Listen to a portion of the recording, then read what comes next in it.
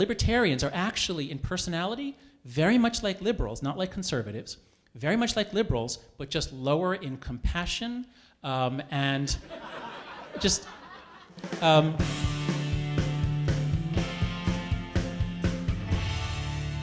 when I was in my 20s, I briefly wanted to be a comedian and perform in places like this, but I didn't have the guts. And now this is such a cool venue, and I know you're all going to like laugh at my jokes, and I can see from the smiles on your face it's a very positive audience, and I actually don't have to risk going out and making a fool of myself. I actually get to speak about stuff that I know something about, and then if I forget what I'm going to say, I just pretend that that's the end of my talk, and I go to discussion with John. So this is very exciting and very safe, and I hope it'll be fun. It may also trigger some other emotions, so let's go. I'm going to start with a little quiz for you. Let's figure out who we've got here in the room. I'm going to figure out, I want to take your moral temperature and figure out whether you guys support moral position A or B. I'll read you 4 quotes, and you just see which ones you endorse. Here's the first one for moral position A.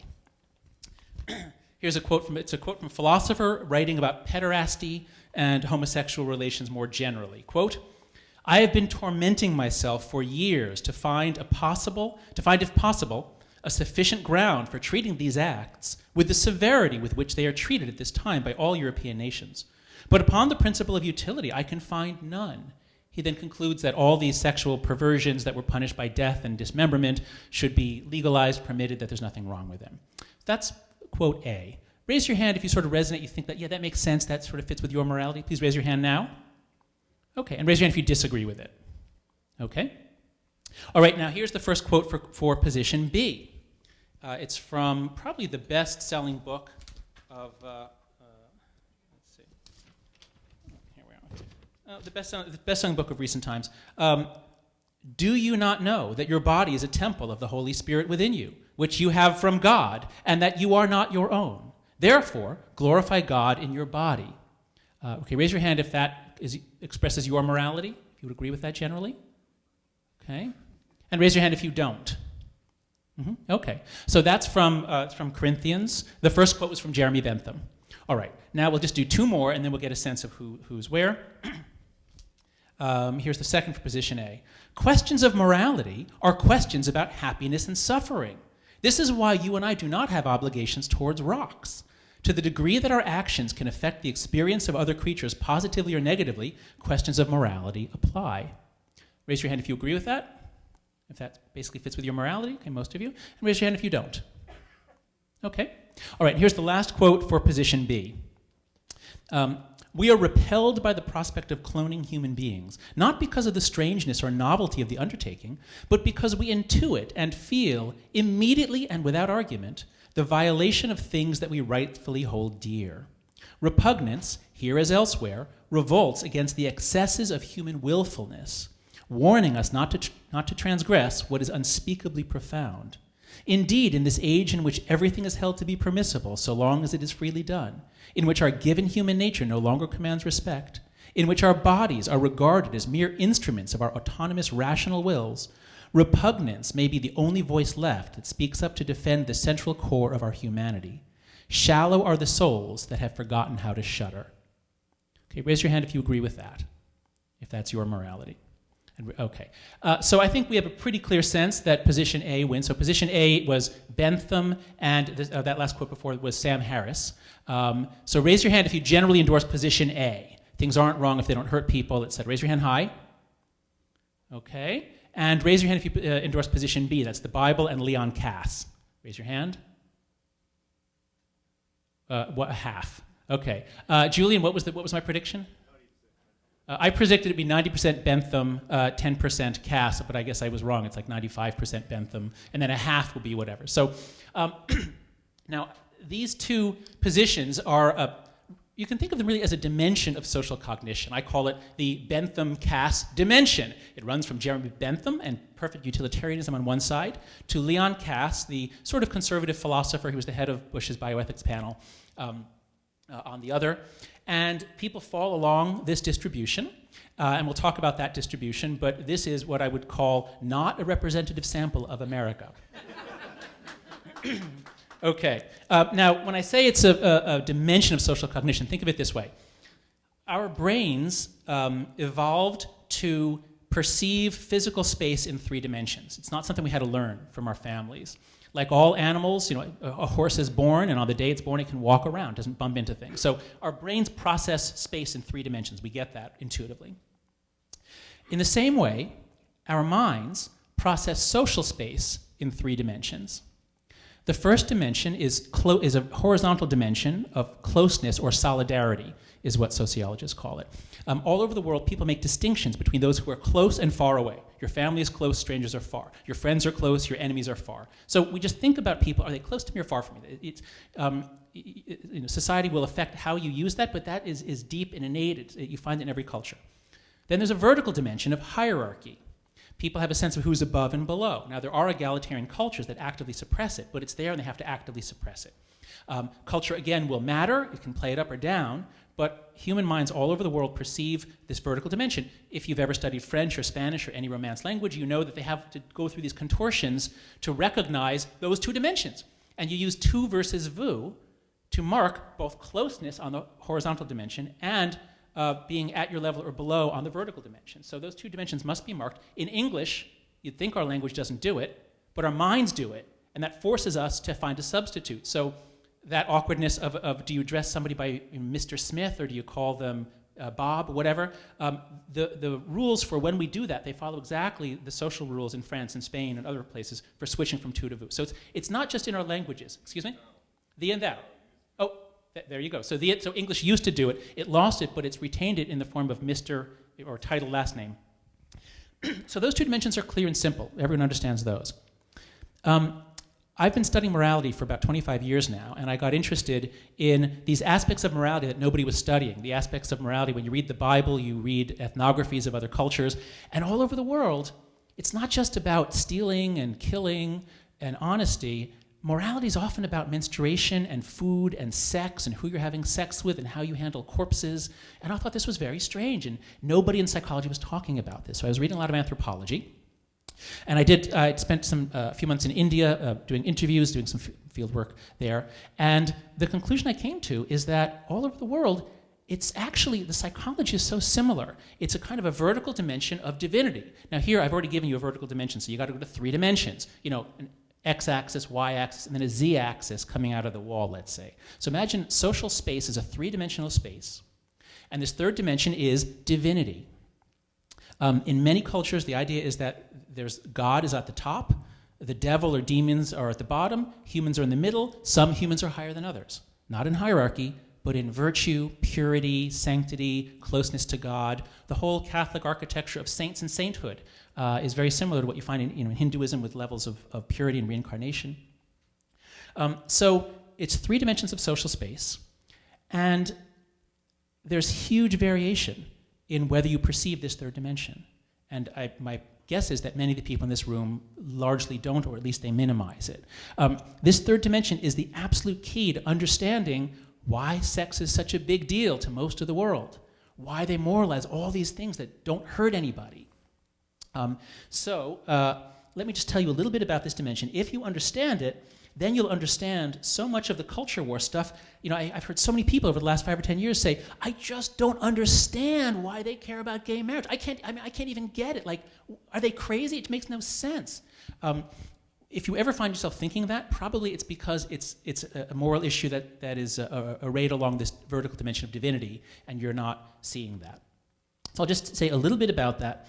And where it comes from, and then I will give you one final test to see if many of you are really 0, or maybe you're like 1 on a scale of 0 to 10. I'll see if I can move you up a little bit.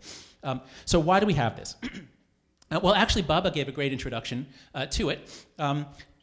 We humans have a lot of social evolution. We are ultra-social creatures. We live in groups, very tight groups.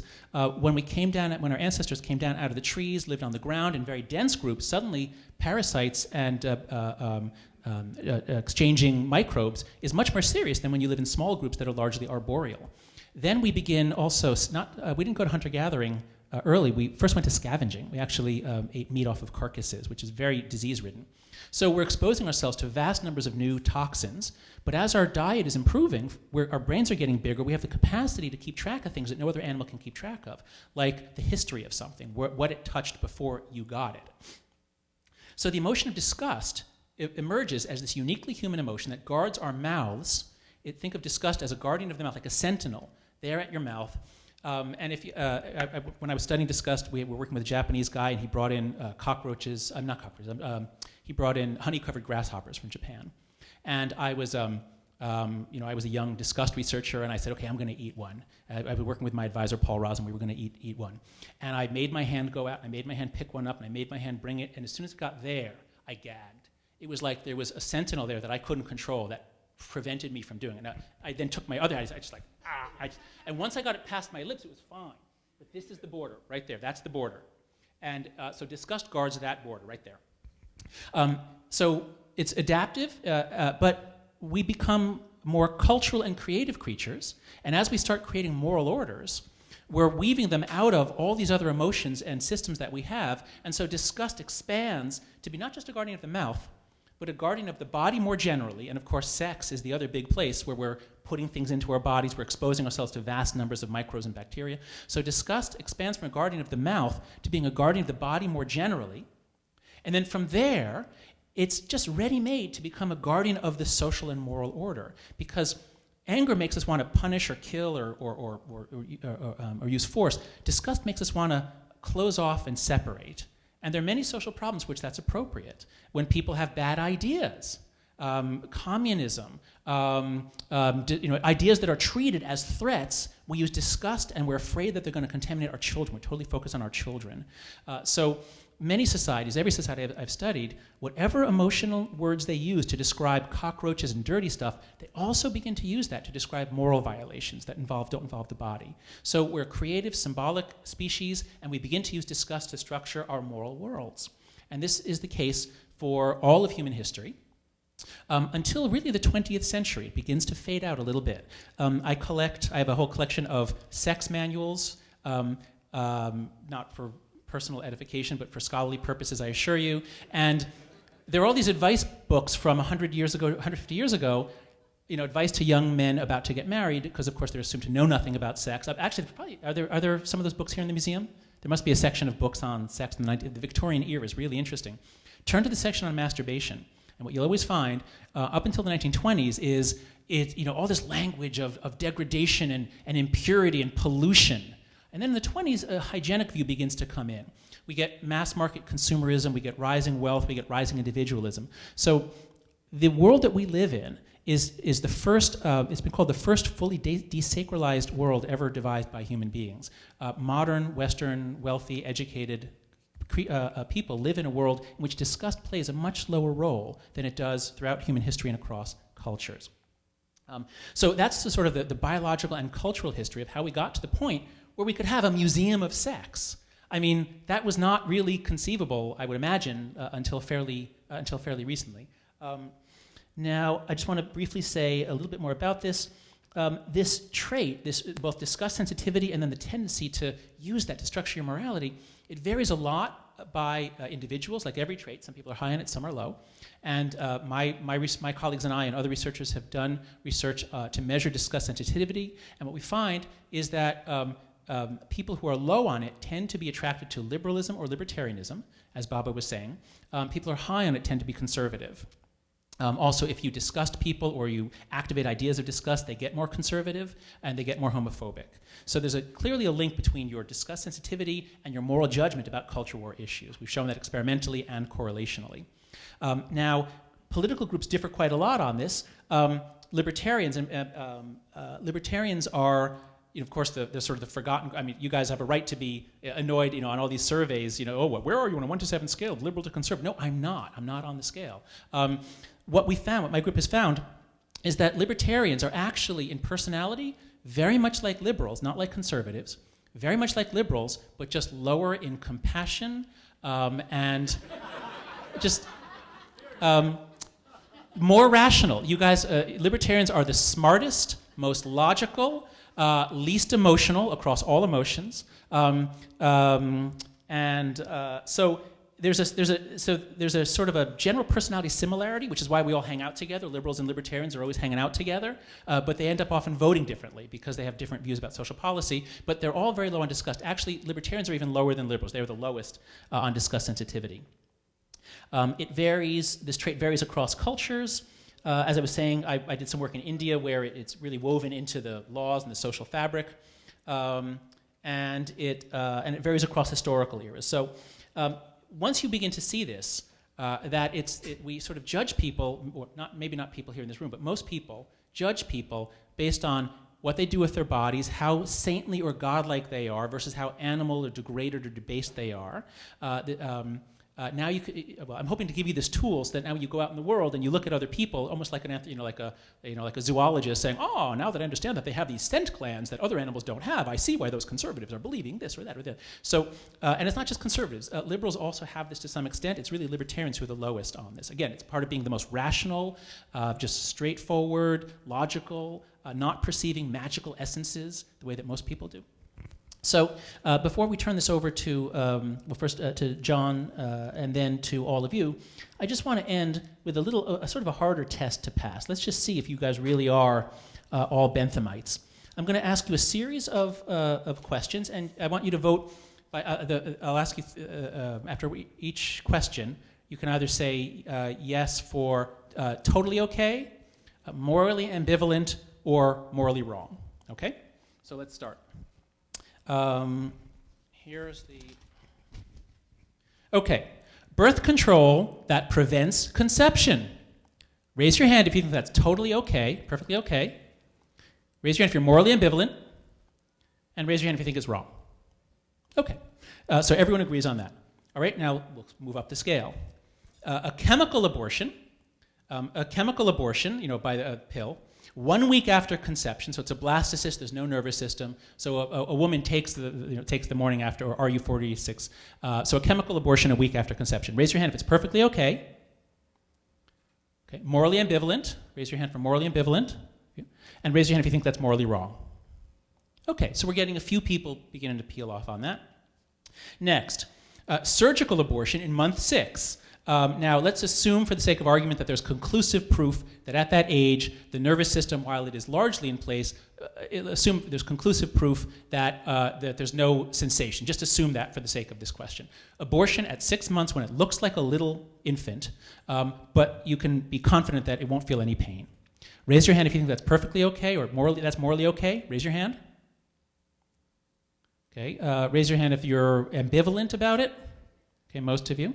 And raise your hand if you think it's morally wrong. Okay, so now we're shifting over, but according to Bentham, a straight Benthamite calculation, if you accept that there's no suffering and that the person who chooses to do these things is going to have a much better life, they chose this after a long decision process, they are making a decision for themselves, so already we see that most of you are not actually Benthamites. Something about this is already peeling you off, and I suspect it's the Leon Caste thing, that it just feels creepy, wrong, degraded, even though you're cerebrally you know that there's no suffering. All right. Well, viability doesn't mean the same. Okay, viability is an issue. That could be an issue, certainly. But if we assume that there's no pain or suffering, that's really what Bentham is all about. Okay. All right, so now here... No, I know I would have gotten a different answer. That's why I didn't ask that. Okay. Okay, so and now you'll see why I asked it. All right, so here's the last one. Now, I'm pretty good at making up disgusting, horrible stories, but this one is much, much worse than I could ever have imagined, and it's something apparently that philosophers talk about. It's like one of their standard cases. It's not the trolley problem. It's something a little more involved. So here's a hypothetical story. A very wealthy man wants to have sex with young girls, but he's a utilitarian, and he would never dream of causing suffering, causing harm, causing humiliation. So he would never dream of seducing a young girl. So what he does, he buys human eggs on the open market. He has them mixed with his own sperm in a lab. He pays a lot for the eggs, pays a lot for the lab. Everyone's making money. This is great. He pays a woman a lot of money to be a from a Benthamite point of view.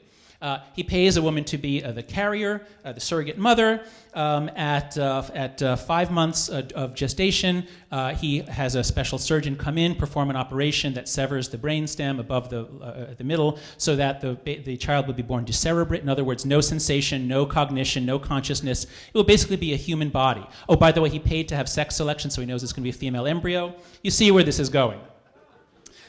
So the child is born. He has the child. He pays to have the child's body, supported, and then when it reaches the age of 13 or 14, he starts having sex with it as often as he likes. Now, if you're a Benthamite, and I didn't make this. I should watch out. Here we are, but in this building and with this crowd, this really could give some people some ideas. So my question is, raise your hand if you think this is morally okay. Okay.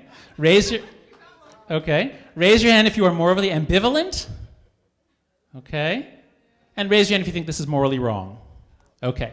So I've at least established that you guys, that even though all of you went with position A, the Benthamite position, yeah? To be clear, are we asking whether the sex is wrong or the surgery was wrong? Well, how could it be wrong if it feels so right? We're asking about what you think about this guy and this story. He's okay. Now, can you talk a little bit more about what distinguishes libertarians? Because you have probably the greatest database on the libertarian personality. You've done all these surveys of people, and libertarians are low on disgust. How else do they differ, and how do they differ from liberals when it comes to disgust? Yeah. Okay. Let's see. Is this on now? No. So let's switch again. Let's see if we get that on. I co-run a website called yourmorals.org. We've had about 300,000 people take surveys at the website. Unlike Gallup and everybody else, we don't force people to say where they are on a 1 to 7 scale of left-right. We allow them to pick not any of them, but libertarian. And we have full personality batteries, not just a single item attitude measure.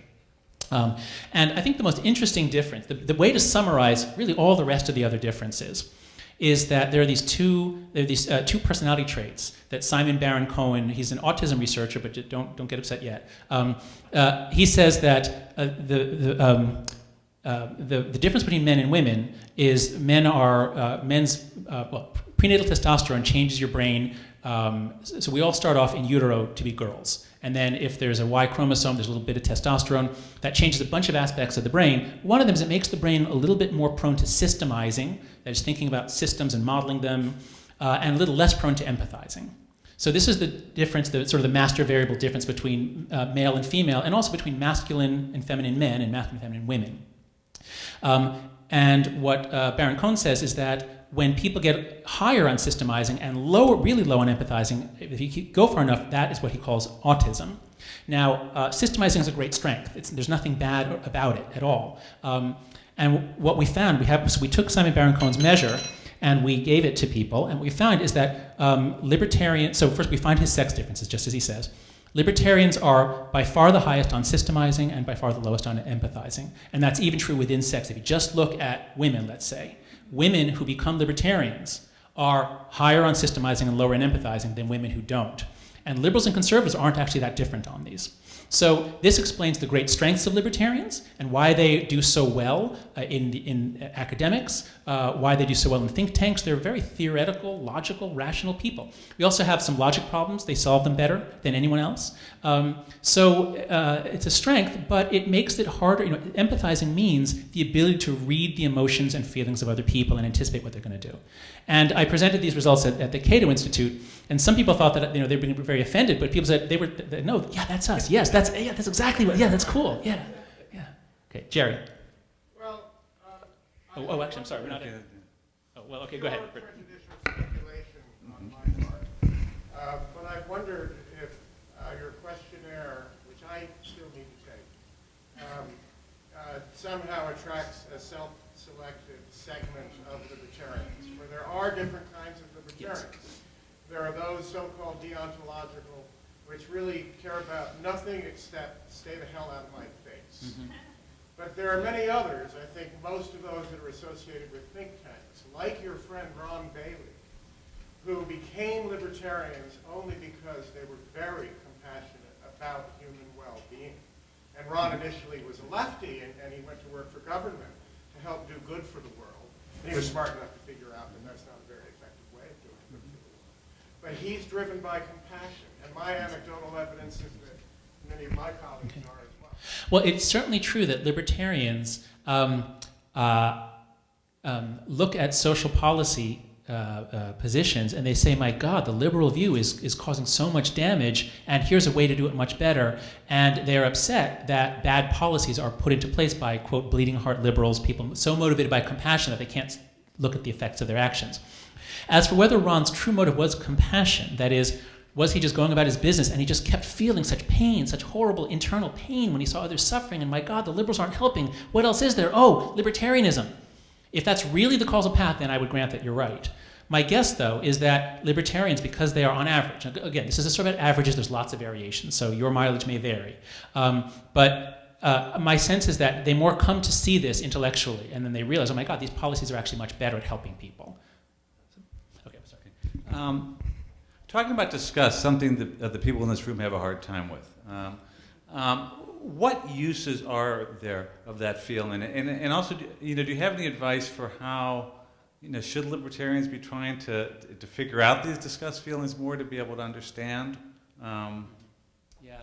Okay. Well, so first, from a strategic perspective, if libertarians, it's funny. I mean, so many people will endorse libertarian ideas, and if you ask them whether they're socially liberal but fiscally conservative, like most young people say that, yet there's never a libertarian party, and politically they're not as effective as they could be. So it might be that learning to empathize better and assume a virtue if you have it not, for use almost can change the stamp of nature. That might be strategically an effective way to be able to talk to people who are not dispositionally libertarian and get them to actually be involved in libertarian projects.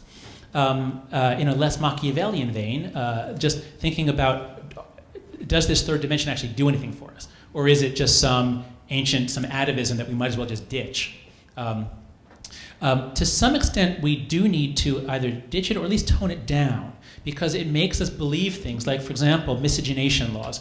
A lot of disgust is just keeping things separate. The kosher laws, I mean, you should not mix two different kinds of fiber. I mean, that's, it's just like, it's this purity and purification idea, this purity and pollution idea just taken to such an extreme. So, the idea that you shouldn't let people of different races have sex, I mean, we got to get rid of all that stuff. And we did. And it was greeted by the same sort of disgust, in the South, but they got over it. And gay marriage, it's exactly the same thing. And thank God, it's really working well. So what I think is happening with gay marriage, it's not, and I get this debate from philosophers a lot who say, well, isn't it that philosophers made the arguments and ultimately reason won? And I think, no, I don't think it's the reasons. I think it's will and grace. It's when people get used to things, you see it, it's not a taboo, it's not strange, so that you lose the disgust. So to a large extent, yes, we must tone it down. The question I'm interested in is whether we should totally get rid of it, have no role for repugnance and disgust in our law, in our social policy, or whether there's a role for a little bit of it.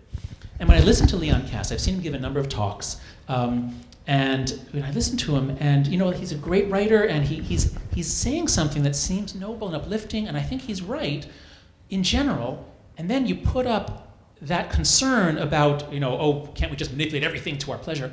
You put it up against any actual policy, like say in vitro fertilization, which he was against, and then because he thought it would dehumanize our relation to our children. Well, then it turns out people did it. It makes no difference. You love your children just the same. His children had several IVF pregnancies, and he changed his mind too. So on specific issues where there are people who are really clearly victims of these policies, then I think we need to try to ditch them, and it seems we can. Now, should we end the laws against creating a baby and having sex with your own child? And Justice Scalia in one of whatever the crucial, his dissent, what was the key case? Lawrence versus Texas, right. So his dissent, he said, well, if we allow, homosexual, what's next? Incest, bestiality. To which I would say, since 5% of people are gay, that's a lot of people. And we really need to try to do something about this. The number of people who can't live a full and decent life unless they have sex with a sheep, that's not very many people. I'm content. If it does some good to have a sense that there's some morals we share, and there are a few people out there who can't be happy, I'm willing to let them be unhappy. But it's difficult to draw these distinctions, and it causes, our country was founded on the idea there have been different religions in Europe, and a lot of that is based on some of this sort of disgust, tribal, these sort of primal emotions, and we come up with these justifications. And so the founding fathers said, look, we're just not going to distinguish between religions. We're not going to say one is better than the other. Now, the libertarian position on so many of these issues about sex and gay marriage and things is that the government just shouldn't try to start distinguishing on these disgust things. That society may do it, and if people are repulsed by things, it'll be shunned, it'll be unpopular. But the government's not very good at making these distinctions and making legal distinctions. Okay, right. So as a practical matter, I think that is one of the great libertarian insights, that the philosophers might say, oh, well, there should be some, or the policy, there should be some, central response, but that in practice, the history often will work out badly. Now, one of the great things about America, I think, is the federal system and the fact that very little is supposed to be decided at the federal level. Marriage policies, those shouldn't be federal. Abortion policies, those shouldn't be federal. Those should generally be at the state level. So if you're talking about federal government, yeah, I think you need to really make an argument for the federal government to take on something, and in general, it should stay out of all these issues, including marriage, I think. But if a state, so I guess the missing piece here, the missing piece of this discussion is I think the ideas of Emil Durkheim, which have been really influential on me. Durkheim wrote one of his most famous books, his book called Suicide, in which he analyzed the suicide statistics in Europe and found that basically the more people were bound into a society, the less they killed themselves. People were single, higher suicide rate. People were married but no children, higher suicide rate than people were married with. The more you're bound in, actually, even though we say we want liberty and freedom, we actually need some constraint. And libertarians probably need less constraint than others, but they then want to make a world that's very unconstraining. And I think a lot of people who are at the other end of this Bentham caste dimension, a lot of people would feel dizzy and disoriented and despairing in a world created by libertarians. One final question before we open it up. Do you have any, you talked about society becoming desacralized, and this revulsion against impure things is diminishing in the West and the United States. Do you have any predictions on the future of the culture war? Is the purity discussed, aspect of politics, and is that what's going to happen there? Yeah. So these sorts of rich, thick, binding moralities that moralize food and sex and all that, that's only possible when you have little moral diversity and you have a long period of cultural stability. Then things tend to thicken up. America had a very long period from about 1914 to the 1960s with very low immigration, and there was a kind of a consolidation around a sort of a Protestant identity, and there were some very good things that came out of that. Some analysis of civility and incivility in Congress shows that it's in part diversity. You don't have a sense of a shared moral community, there's more strife. So there are some good things to be said about having a shared culture. Now, there are also very good things to be said about diversity and immigration, and that's the way we're going, clearly. And the Republicans have realized that they basically lost the battle over these social issues. And the reason they lost the battle is that the demographics are just taking care of it. So since the power base of the Republican Party since the 80s has been especially white Southern Protestants, and that is a shrinking demographic, and East Asians, and, well, of course, Latinos could be very good candidates. They're Catholic, they're religious, so they could be good allies. I could imagine possibly the Republicans somehow luring in Latinos, and then they could revive this, but that's not likely to happen. Short of that, the enormous and growing moral diversity makes these kind of thick, rich codes increasingly untenable. And I believe that the culture war has now shifted radically. It was, especially in the 80s and 90s, it was over all these social issues, over sex, over capital punishment, corporal punishment, spanking your kids, burning the flag, all that social stuff. And all of that actually is purity, even burning the flag. Turns out we have data, people who don't like, who object to burning the flag for free speech purposes, you'd think it was issues of group loyalty that predict it, but it's not. It's actually disgust, because they treat the flag as not just a piece of cloth, but there's a sacred essence to the flag. Since the Tea Party, which has united libertarians and social conservatives, that unity has forced them to downplay the social issues, because the libertarians do not agree with the social conservatives. So for a variety of reasons, that alliance plus the increasing demographic diversity, the Republicans can't possibly revive this purity stuff, this anti-gay stuff. It's a losing ticket, and it'll be more losing every year. Just one final thing, but can it happen from the other side, though, where Greens now have their own purity obsession with organic food and pesticides, and is that where purity is going to end up going there? Yeah, that's a good point. I've painted it as though it's conservatives who do all the purity stuff. Liberals do it too. But it's commonly joked that conservatives are always heavily moralizing sex and telling you what you can't do. But my God, just try to order breakfast with somebody who's on the far left. I mean, yeah. Oh, how do they treat the workers? Was it fair trade styrofoam? I mean, everything. It's so, yeah.